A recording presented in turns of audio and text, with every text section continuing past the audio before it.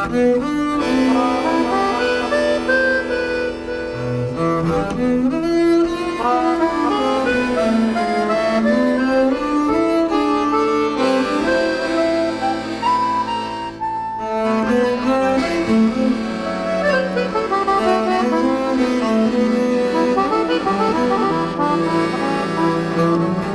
commencement, il y a le désastre. La drôle de guerre qui endormait les esprits depuis l'été 39 avait brusquement pris fin le 10 mai 1940. En un seul mois, les avions et les blindés hitlériens désintégraient les divisions alliées, occupaient la Belgique et investissaient la France. Dépassées stratégiquement, écrasées tactiquement par l'ennemi, les troupes françaises s'éparpillaient, désemparées. Et sur les routes de l'Exode se déversait un peuple de fuyards apeurés, sans défense, accablés de souffrance et de honte. Éberluée par la défaite la plus terrible, la plus invraisemblable de son histoire, la France allait s'abandonner corps et âme au dernier de ses héros. Le 16 juin 1940, le maréchal Pétain était nommé chef du gouvernement. Le lendemain, il annonçait au pays la fin des combats. Français, à l'appel de Monsieur le Président de la République, j'assume à partir d'aujourd'hui la direction du gouvernement de la France. Sûr de l'affection de notre admirable armée qui lutte avec un héroïsme digne de ses longues traditions militaires contre un ennemi supérieur en nombre et en armes. Sûr que par sa magnifique résistance, elle a rempli nos devoirs vis-à-vis de nos alliés. Sûr de l'appui des anciens combattants que j'ai eu la fierté de commander. Sûr de la confiance du peuple tout entier. Je fais à la France le don de ma personne pour atténuer son malheur. En ces heures douloureuses, je pense aux malheureux réfugiés qui, dans un dénuement extrême, sillonnent nos routes. Je leur exprime ma compassion et ma sollicitude. C'est le cœur serré que je vous dis aujourd'hui qu'il faut cesser le combat. De cette époque, le cinéma et la photographie ont abondamment rendu compte. Et la plupart de leurs clichés impressionnent aujourd'hui notre mémoire collective, en noir et blanc. Toutes les couleurs pourtant n'ont pas disparu. Certaines des images que pouvaient voir les Français voici un demi-siècle, en particulier les images de propagande, sont encore là, préservées, inventoriées dans nos musées et nos bibliothèques. Sous l'œil de la caméra, elles aident à mieux comprendre ce que furent les années noires. Ce portrait du maréchal Pétain date de l'automne 1940. Il ne s'agit pas d'une affiche électorale. Il n'y a plus d'élection. C'est une image de propagande. Le visage, peint dans les tons chauds, donc rassurant, est soucieux, car l'heure est grave. Mais son regard exprime la tranquillité et les certitudes de celui qui domine la situation et voit loin. Les ombres soulignent des traits énergiques et une grande force de caractère. Superposé au pli du drapeau, il s'identifie à la patrie. L'envol du tissu à droite du visage, contrastant avec l'affaissement de la gauche, semble signifier que c'est de lui que viendra le redressement. Car le pays est tombé bien bas. Les conditions d'armistice draconiennes imposées par le vainqueur font de la France, coupée en deux par la ligne de démarcation, un satellite de l'Allemagne nazie. Une fois de plus, le territoire est amputé de la Lorraine et de l'Alsace. Le 10 juillet 1940, l'Assemblée nationale vote à une écrasante majorité les pleins pouvoirs à Philippe Pétain. L'homme est né en 1856, sous le Second Empire. Il a 84 ans. Dans l'indifférence générale, la Troisième République a cessé d'exister. En toute légalité, le maréchal, secondé par Pierre Laval, va lui substituer l'État français. Capitale, Vichy. Dans un premier temps, il importe de rassurer une population désorientée. Dans une France où 2 millions d'hommes prisonniers ou disparus manquent à l'appel, le vainqueur de Verdun, au prestige incontesté, offre à la fois l'image protectrice du soldat et celle apaisante du grand-père. Les rédacteurs de ces discours, qui ont le sens de la formule, vont aider le maréchal à peaufiner sa légende.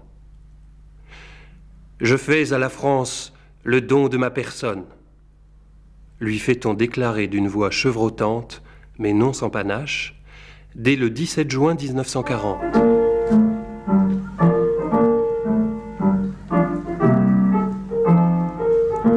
Les affiches et l'imagerie d'Épinal broderont à l'infini sur le thème du sauveur, de celui qui fait le sacrifice de sa personne pour sauver son peuple dans le malheur. Il n'a pas été élu, il est l'élu, celui que le destin a désigné pour être le chef naturel des Français. Tel un maître devant ses élèves, le maréchal s'efforce d'être bon pédagogue. Au sujet de la défaite, il se doit de fournir aux Français une explication claire, tout en justifiant sa présence et son action à la tête de l'État. C'est l'objectif de la célèbre affiche des petites maisons. À gauche, la France du passé. À droite, la France du renouveau. En haut, les mots « Révolution nationale » en solides majuscules bleues et rouges sur un fond blanc qui dessine une forme triangulaire dont la pointe inférieure s'enfonce comme un coin entre les deux maisons. Le mot « national » déborde de chaque côté les limites du triangle, comme un pont suspendu entre le passé et l'avenir. La maison de gauche, comprenons la France des années 30, est délabrée, laissée à l'abandon. Sous un ciel rouge menaçant qui évoque le péril bolchevique, elle penche comme un bateau sur le point de sombrer. Elle apparaît minée par une foule de mots qui sapent ses bases et l'entraînent à sa perte. Le dessin dénonce pêle-mêle la démocratie, le communisme, mais aussi le capitalisme, l'antimilitarisme, les juifs, les francs-maçons, et pour faire bonne mesure, le pastis. Le message est clair. La France, rongée de l'intérieur par les idéologies et l'individualisme, a précipité sa propre fin. D'ailleurs, dominée par l'étoile de David et par le drapeau rouge, la France n'était déjà plus vraiment la France. On a là en résumé une sorte de pot pourri de tout ce que dénonçaient les groupes d'extrême droite avant la guerre. Philippe Pétain, longtemps considéré comme un républicain sincère, dévoile en 1940 sa pensée profonde. Ses véritables ennemis ne sont pas les nazis, mais bien le Front populaire et les Juifs.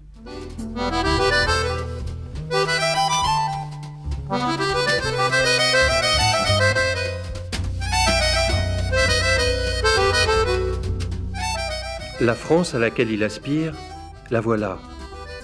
Jolie, proprêtre, refaite à neuf.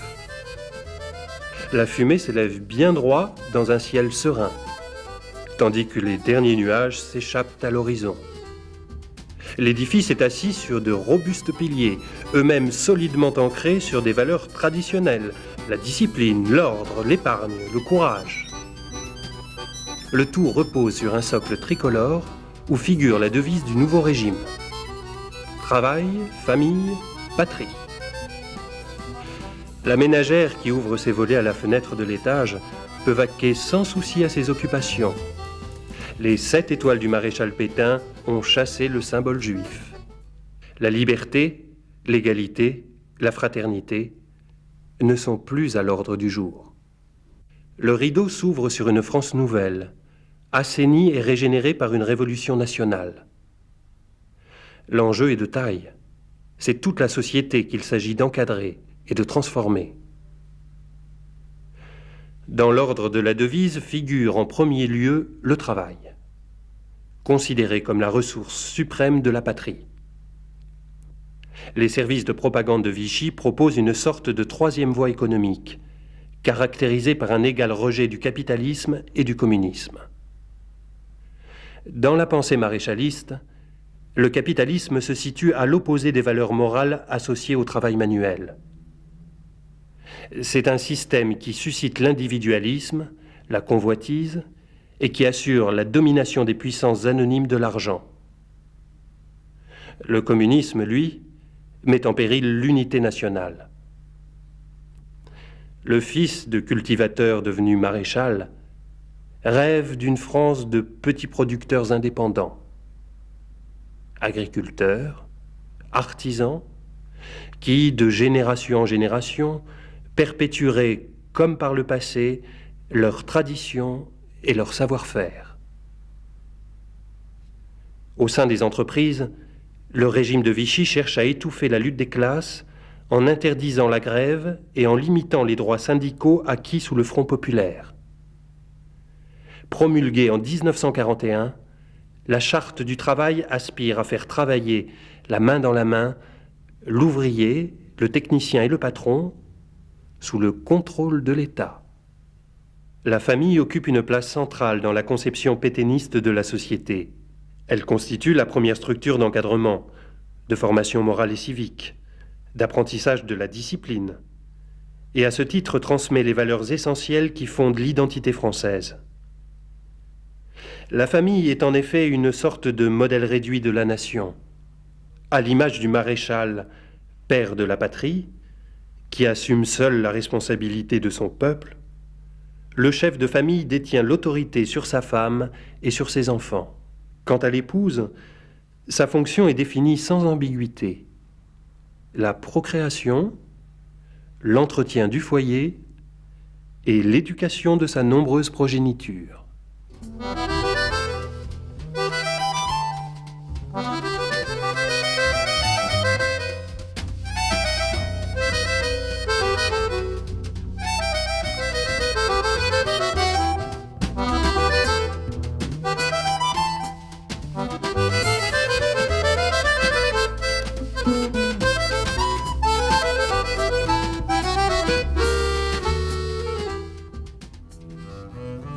À travers les affiches, on accède directement à l'imaginaire pétainiste. En dessinant plus ou moins consciemment la patrie telle que la pense le maréchal, les illustrateurs révèlent sa vision conservatrice d'une France éternellement rurale, une France des villages et des clochers. « Suivez-moi », proclame-t-il, sans paraître se rendre compte qu'il ne propose aux Français qu'un retour à un passé révolu. Incontestablement, ces affiches marquent une date dans l'histoire de l'image en France. Jamais auparavant gouvernement ne s'était aventuré à pratiquer cette sorte de propagande. Et pour cause. Au-delà du discours souvent très vague qu'elle véhicule, les images de l'État français présentent de nombreux points communs avec celles des dictatures qui ont fleuri dans l'entre-deux-guerres. À commencer par l'omniprésence de la figure du chef. Sûr de sa popularité, celui-ci va jusqu'à se faire représenter symboliquement, privilège rarement accordé à un simple mortel. Les années 30 ont connu bien d'autres exemples de personnalisation quasi mystique du pouvoir. Chef, en français, se dit Caudillo en espagnol, Vogue en russe, Duce en italien, Führer en allemand. Si la version française du culte de la personnalité n'atteint pas l'outrance de ces modèles, c'est peut-être simplement que le grand âge et la dignité du maréchal ne s'y prêtent pas. Pour le reste, les techniques utilisées par les publicistes au service de Vichy ont un air de déjà-vu. Comme partout, le conditionnement des esprits commence dès l'enfance. L'innocent bambin qui colorie les images d'Épinal, largement diffusées dans les écoles, apprend très tôt à aimer le maréchal. Maréchal, nous voilà, devant toi le sauveur de la France. Nous jurons, nous tes gars, de servir et de suivre tes pas. Maréchal, nous voilà, tu nous as redonné l'espérance. la patrie renaîtra. Maréchal, maréchal, nous voilà. Pendant 4 années, les murs de France vont se couvrir de sentences tirées des discours du maréchal et de questions auxquelles il est impossible de répondre. Leur répétition est destinée à imprimer l'inconscient de chaque Français. Les ayant mémorisés sans même s'en rendre compte, on risque d'oublier qu'il ne s'agit que de formules creuses. Il en va de même de l'emblème choisi pour désigner le nouveau régime, la francisque, qui présente l'heureux avantage en ces temps troublés d'évoquer pour les uns les Gaulois et pour les autres les Francs, peuple germanique. Des dictateurs aux apprentis dictateurs, les recettes ne varient pas pour manipuler les foules. L'emblème, s'il est bien choisi, les conduit à s'identifier à un mouvement qui en réalité les opprime. La mise en confiance est amorcée par l'utilisation d'une imagerie familière aux Français. Nos ancêtres les Gaulois, la campagne et ses clochers, les couleurs du drapeau, le mythe de Pétain lui-même, fortement ancré dans les esprits, notamment chez les anciens combattants. Rien n'est laissé au hasard pour rendre le message compréhensible par le plus grand nombre. Le trait ferme et épuré permet à l'œil de ne pas s'égarer dans les détails. Les couleurs évitent toute agressivité. L'image se veut simple et apaisante, uniquement chargée de valeurs positives.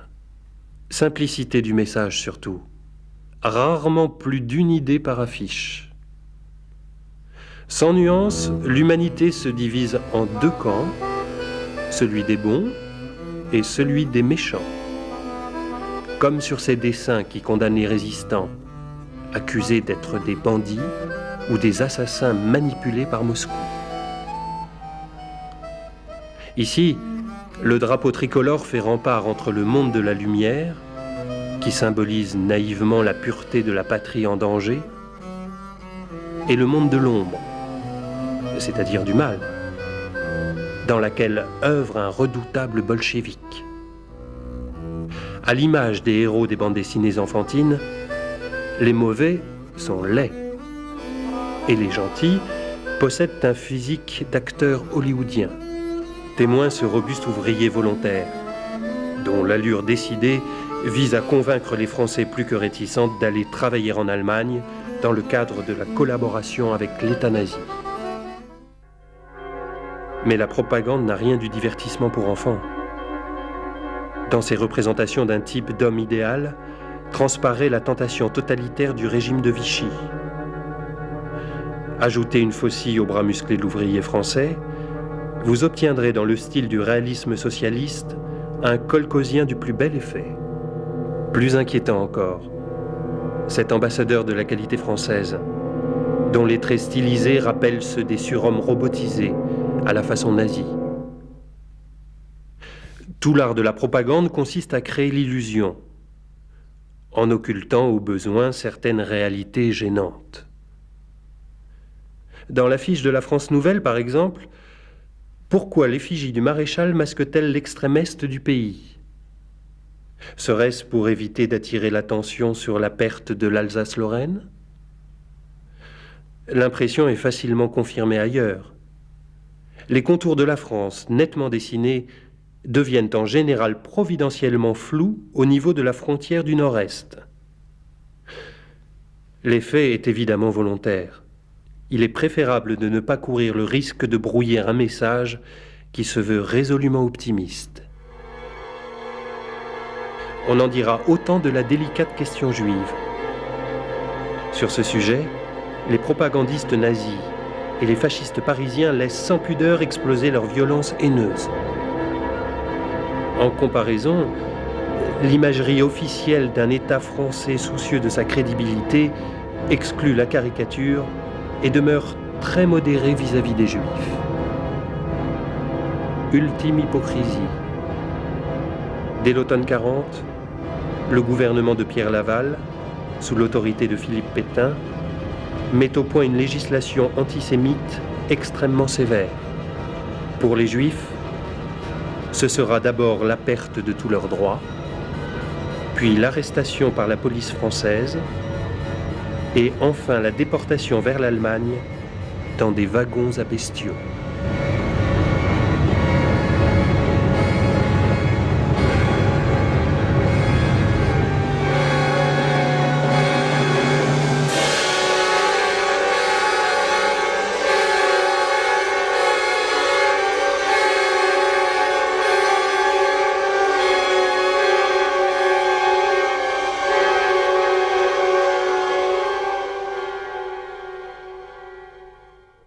La guerre est inhumaine, quel triste épouvantail. N'écoutons plus la haine, exaltons le travail et gardons confiance dans un nouveau destin. Car Pétain c'est la France.